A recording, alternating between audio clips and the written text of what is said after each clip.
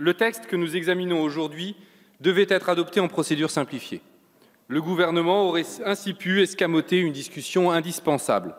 Je ne connais pourtant aucun responsable politique qui contesterait que la question spatiale mérite la plus grande attention. La France est la deuxième nation au monde à contribuer au financement de la recherche spatiale. Ce secteur de pointe concourt à la défense et à la souveraineté nationale d'une manière déterminante. Il contribue encore au rayonnement scientifique et culturel de notre pays. Il représente même un véritable enjeu de civilisation. L'humanité n'est-elle pas cette espèce qui regarde toujours vers les étoiles dans l'espoir d'y trouver un sens à son destin et une origine à son existence? Et pourtant, aujourd'hui, nous vivons dans un monde où les étoiles ne luisent plus. Combien de nos enfants n'ont jamais vu la Voie lactée? Dans le même temps, les milliardaires s'approprient l'espace et considèrent cette nouvelle frontière de l'humanité comme un Far West dont ils peuvent faire la conquête. On le voit, les enjeux sont immenses et nous pourrions nous abstenir d'examiner le seul texte de la législature qui a trait à la politique spatiale. Les députés de la France insoumise ne l'ont pas accepté et ont encore une fois suscité ce débat que l'exécutif voulait éviter. Il voulait l'éviter pour masquer la faiblesse de son bilan. En réalité, il ne s'agit même pas de faiblesse, mais d'un naufrage. Un naufrage lent, causé par un véritable manque de vision et la naïveté devant l'iceberg des prétentions hégémoniques de l'Allemagne. Bien sûr, nous pouvons nous enorgueillir de quelques succès scientifiques. La contribution française aux missions martiennes, menées par les États-Unis et par la Chine, font de la France une puissance spatiale singulière. Outre son apport au savoir, elle donne une idée de ce que peut la diplomatie spatiale en faveur de la coopération et de la paix. Le long dialogue que les agences françaises et russes nourrissent depuis des décennies en est d'ailleurs un autre exemple. Nous coopérons encore pour une prochaine mission lunaire. Autre succès, bien sûr, la présence de Thomas Pesquet dans la Station spatiale internationale. Elle constitue une vitrine irremplaçable et une incitation majeure à ne pas rester à la traîne de l'histoire. On peut espérer que le partage de son expérience aura fait naître des milliers de vocations de scientifiques, d'ingénieurs, de spationautes, d'écologues, mais aussi de rêveurs invétérés, de poètes et d'artistes. Gagarine et Armstrong y étaient bien parvenus en transcendant les divisions qu'impliquait la guerre froide. Pourtant, ces réussites ne peuvent dissimuler une situation caractérisée par la privatisation de l'industrie spatiale et de l'espace lui-même, l'affaiblissement du CNES, le déclassement de la France au sein de l'Agence spatiale européenne, la prise d'ascendant de l'Allemagne, l'enfermement progressif de notre politique dans une approche mercantile, l'attentisme de notre diplomatie pour garantir des régulations efficaces contre l'accaparement des ressources et la militarisation de l'espace.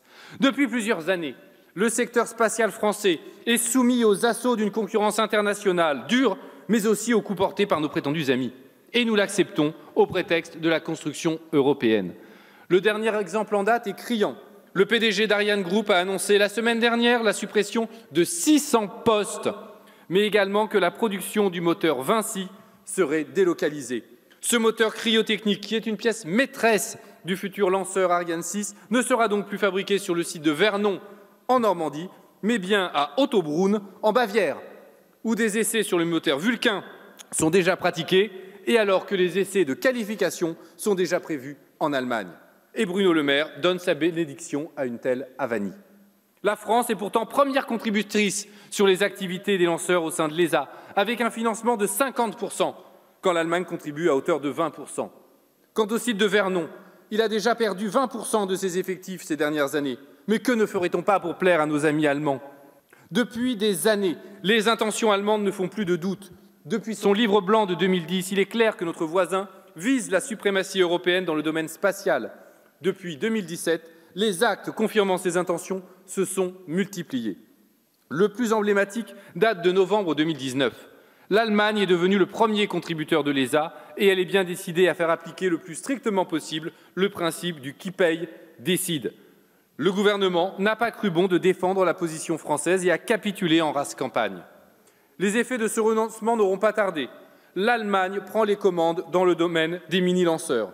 En novembre 2020, ce sont 3 start-up allemandes du secteur qui obtiennent des subventions de l'ESA. Parmi elles, Isar Aerospace obtient en avril 2021 un contrat passé avec Airbus, qui est pourtant membre d'Ariane Group. Si bien qu'on ne peut dire que bientôt, quel que soit le service commercialisé, l'Allemagne sera toujours en situation de le fournir et d'en tirer un bénéfice. Avril 2021 toujours, la même start-up allemande, Isar Aerospace, passe un accord avec la Norvège afin de pouvoir y faire ses lancements. Ce faisant, elle contribue à marginaliser le rôle du centre spatial guyanais. Si l'on y prend garde, Kourou sera prochainement un port de second rang. Et en mai 2021, c'est carrément l'État allemand qui passe contrat avec la même Isar Aerospace. Curieusement, il existait pourtant chez Arianespace un projet de mini-lanceur. Il s'agissait de Sparrow. Bizarrement, il a été arrêté en 2017. L'Allemagne ne se voyait sans doute pas fabriquer un gâteau européen qu'il aurait fallu partager. La voilà désormais en passe de fabriquer un gâteau strictement allemand.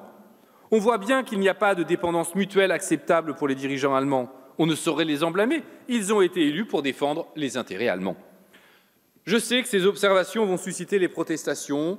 Permettez que je vous lise les mots écrits par le gouvernement allemand lui-même en réponse à un questionnaire de la Commission européenne.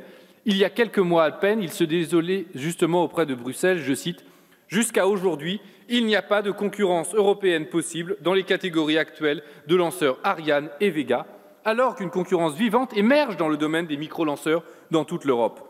La prochaine étape logique serait de développer cette concurrence sur des systèmes de lancement et de charge utile plus lourds. » Vous voilà prévenus. Et pour couronner le tout, le 6 septembre dernier, le gouvernement allemand a officialisé son soutien au projet de plateforme de lancement de mini-lanceurs en mer du Nord, le projet dit GOSA. Mais je n'ai abordé pour l'instant que l'aspect commercial du problème. C'est en effet la priorité de l'Allemagne. Elle n'oublie pourtant pas l'aspect militaire que revêt la question spatiale. Je dois ici rappeler de quelle façon Berlin a déchiré les accords de Schwerin de 2002. Ces accords prévoyaient un partage de compétences dans le domaine des satellites d'observation et donc une dépendance mutuellement consentie entre France et Allemagne. La France développerait la filière des satellites d'optique et l'Allemagne celle des satellites radars. En 2017, finalement, l'Allemagne choisissait de commander 2 satellites optiques à son industriel OHB pour 400 millions d'euros. Adieu la complémentarité entre les deux nations. Pendant des années, la France avait été incitée à sous-investir dans le domaine électromagnétique et il fallait désormais remonter la pente. Comment nos dirigeants peuvent-ils encore prétendre faire confiance à leurs homologues allemands? Face à cela, le gouvernement est incapable de proposer un horizon différent pour une politique spatiale qui serait un facteur de progrès, de paix et de développement conforme à l'intérêt national et à l'intérêt général humain. Il reste enfermé dans des idées déjà périmées, fasciné par une vision erronée des réussites du New Space. Le CNES, instrument décisif de planification de la politique spatiale nationale, a été si gravement affaibli ces dernières années que le voilà ravalé au rang de simple opérateur parmi d'autres.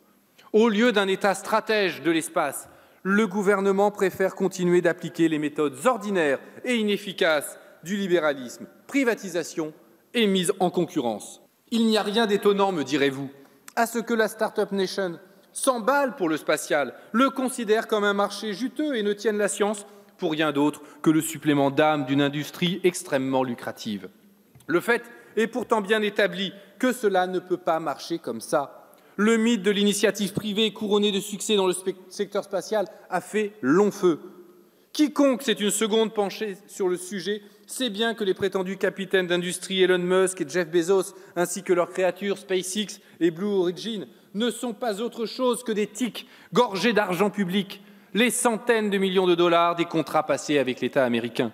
Imaginez jouer à armes égales sur un marché prétendument concurrentiel face à des adversaires de cette sorte, c'est sérieusement déraisonné. D'autant plus que leur modèle économique n'est même pas entièrement profitable. Et compte tenu des dégâts graves qu'ils infligent à l'environnement, compte tenu de leur mépris des règles de sécurité pour les populations survolées par leurs appareils, on peut déplorer la timidité de l'État français à contester devant les instances internationales compétentes la déloyauté de telles entreprises. D'une manière générale, le gouvernement n'a pas une seule fois cherché à peser sur la scène internationale en faveur d'un renouveau de la régulation des activités spatiales. Il a été d'un attentisme et d'un suivisme stupéfiants, sans vision ni ambition. Il s'est refusé à racheter la constellation OneWeb, alors même qu'Airbus en possédait déjà l'essentiel. Il a été incapable même de la faire racheter par l'Union européenne. Ce gâchis est incroyable, les Britanniques n'ont pas commis l'erreur, eux, de laisser passer l'occasion. Associés à un groupe indien, ils se sont emparés du fleuron. L'investissement était si judicieux qu'en un an, sa valeur avait tout bonnement doublé.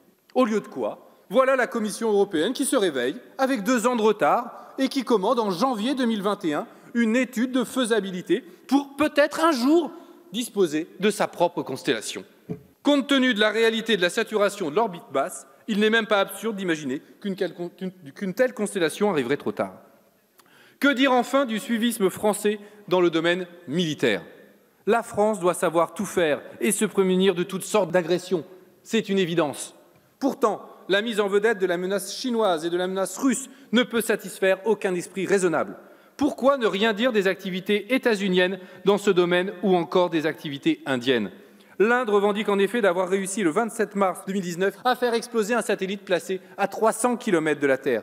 Curieux partenaire stratégique de la France qui commet le même genre de démonstration de force que la Chine. Quoi qu'il en soit, le gouvernement a choisi son récit « Gentils Américains, méchants Russes et Chinois ». Et pour complaire aux gentils, rien de mieux que les imiter. Ainsi, en juillet 2019, Emmanuel Macron annonçait sur le modèle états-unien la création d'un commandement militaire de l'espace à Toulouse. Et comme la mesure n'était pas pleine, il a fallu annoncer en février 2021 qu'il aurait pour voisin, à Toulouse, le centre d'excellence spatiale de l'OTAN. C'est ainsi que la France considère œuvrer contre la militarisation de l'espace, en accueillant sur son sol un centre spécial d'une alliance militaire. Il ne suffira pas de nous expliquer que les opérations militaires de l'OTAN et de ses membres bénéficient de leurs renseignements et des communications spatiales. C'était le cas bien avant l'annonce de l'installation de ce centre d'excellence.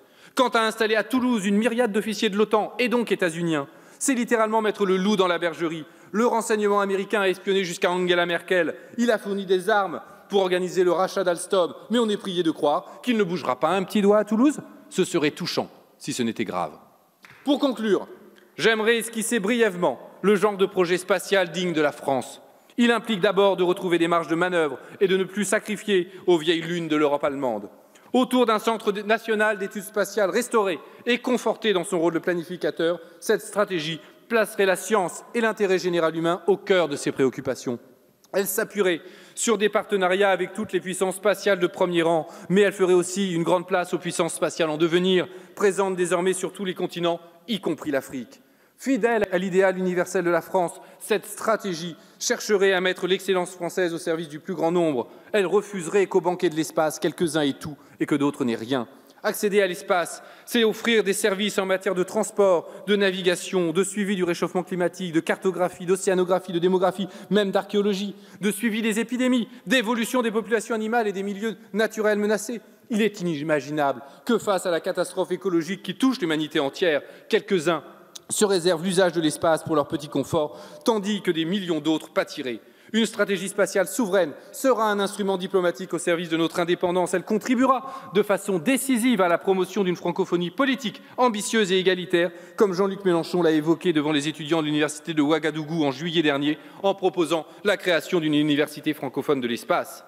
La stratégie spatiale de la France doit promouvoir le discernement dans les usages de l'espace et permettre de réaffirmer le caractère inappropriable des ressources spatiales. L'épopée humaine nous dicte de regarder vers l'espace. Il n'y a aucune raison d'y porter un regard inquiet et de se glacer à l'idée du silence éternel de ces espaces infinis. Au contraire, l'espace est déjà peuplé. Il est peuplé d'humains, d'idées et de rêves. L'espace nous invite à renouer avec la grandeur. Nous ne devons pas nous satisfaire de ce condensé de bureaucratie. Ce texte entérine un partage des tâches entre toutes les parties intéressées au maintien et au développement d'un lanceur européen. En tant que tel, nous ne pouvons être contre. Mais il est absurde de faire de cette question un élément séparé du reste de la politique spatiale de la France. Elle en est la pierre angulaire et, à ce titre, l'approuver reviendrait à approuver l'ensemble. Or, il ne peut pas en être question. La politique spatiale décidée par le gouvernement ces dernières années est empreinte de suivisme, de naïveté et d'idéologie. Elle ne permet pas de faire face aux grands défis auxquels l'humanité est confrontée. L'espace est une nouvelle frontière et si nous ne travaillons pas à en rendre l'exploration utile à toute l'humanité, nous y reproduirons les désastres que le capitalisme a semés sur Terre, la guerre et la pollution. La course folle au profit a déjà ses emblèmes dans la personne des 3 milliardaires qui règlent à coups de fusée leur rivalité. Mais que font les États? La France, en tout cas, laisse filer. Les États-Unis, eux, poussent leurs pions, convaincus qu'un mégalomane états-unien, c'est déjà une victoire pour eux. Ils observent, avec les Musk, Bezos, l'adage qu'on prête à Roosevelt à propos du dictateur Somoza. C'est un salaud, mais c'est notre salaud. D'ailleurs, les États-Unis font tout pour permettre la ruée vers l'espace. En 2015, à la fin de la présidence de Barack Obama, les États-Unis ont par exemple adopté une loi, le Space Act, portant sur les vols spatiaux commerciaux et autorisant l'appropriation et l'exploitation des éventuelles ressources minières trouvées dans l'espace. Face à cela, le gouvernement n'a proposé aucune action diplomatique d'ampleur. Essayez de former aucune coalition pour protester contre cette décision unilatérale qui contrevient au traité de l'espace de 1967. Au contraire, le gouvernement a cherché à noyer le poisson en mettant en scène d'autres menaces pour faire oublier la stratégie hégémonique des États-Unis. Il lui a paru plus confortable de livrer la Chine et la Russie à la détestation de l'opinion plutôt que d'assumer une position non alignée, claire et ferme. Le comble fut d'accepter l'installation du centre d'excellence spatiale de l'OTAN à Toulouse. Comment ne pas être, après ça, considéré justement comme un auxiliaire servile de l'impérialisme américain? Alors que l'affaire des sous-marins australiens a récemment fourni une preuve éclatante que Washington ne traite jamais d'égal à égal avec des alliés, mais se borne à flatter ou à contraindre des vassaux. Il est inconcevable que ce centre de l'OTAN puisse voir le jour sur le territoire national. Quelle meilleure preuve du suivisme de l'exécutif et de son inconséquence? Avoir décidé la création d'un commandement militaire de l'espace à Toulouse, c'était déjà donner le signal que la France inscrivait ses pas dans ceux des États-Unis et, le cas échéant, ne saurait pas s'empêcher de dévaler la pente de la militarisation de l'espace. Inviter l'OTAN à prendre ses quartiers tout à côté, c'est manifester une naïveté et imprudence confondantes devant le pays qui s'est fait une spécialité d'espionner ses amis comme ses ennemis.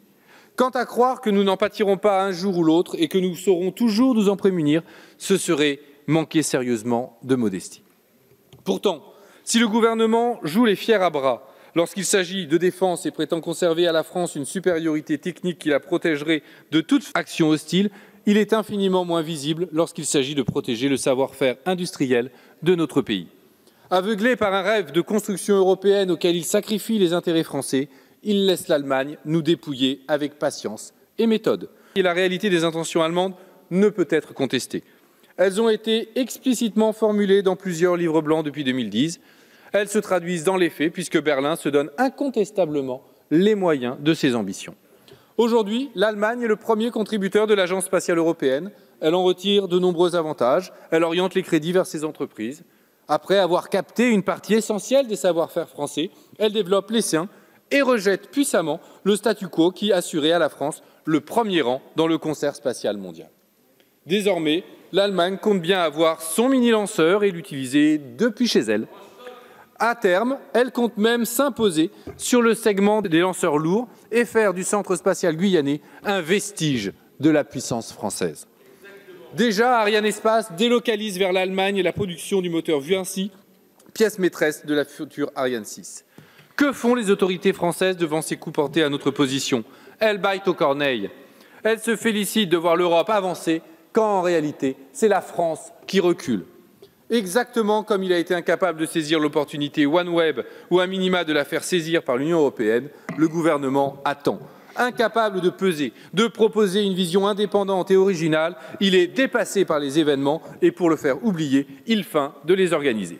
Il nous demande d'entériner cet état de fait. Impossible. Nous nous abstiendrons.